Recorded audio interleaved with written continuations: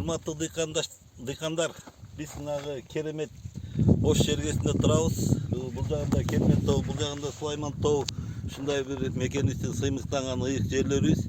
Анан биз ушул жерге биобарс органикалык препаратында мекенибиздин ар бир бурчуна жеткизүү максатында аракет кылып атат. Ошон үчүн бүгүн Ош шаарынын Жапалак айылына келдик. Бекболот деген инибиздин ушу кылып аткан тирликтерин көрүп, аябай мындай жүрөгүбүз кубанып, толкунданып атабыз да. Ушундай суу жетпеген жерлерге, кайракы жерлерге ушундай картошкаларды, жүгөрлөрдү, ушундай мээнеткеч инибизге жардам берүү максатында багыт көрсөтүү же болбосо бирге кызматташуу максатында келип да. Азыр жүгөрүн көрүп атабыз. 5-7 апрелде тигилгенби? Ооба.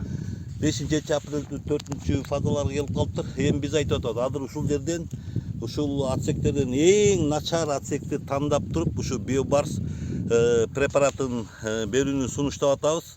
Аны ушу Бекбосунга да тыштап көрсөтүп, Бекболот мырза, ушул органикалык биопрепарат биобарсты сиз колдонуп, ошонун жыйынтыгын жалпы мекендештерибизге жеткизет деп ойлойм да. Эгерде жакшы жыйынтык берип, элибизге пайда келтире турган жана органикалык азыкты алууга мүмкүнчүлүк түшсө, биз Кыргызстандын баардык булуң бурчуна жеткирүүгө даярбыз.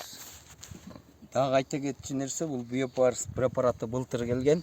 Былтыр дагы эксперимент катары өзүнүн жакшы натыйжаларын берди чүй жергесинде.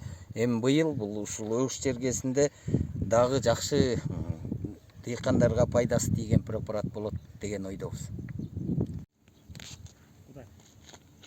Еле тарт койду.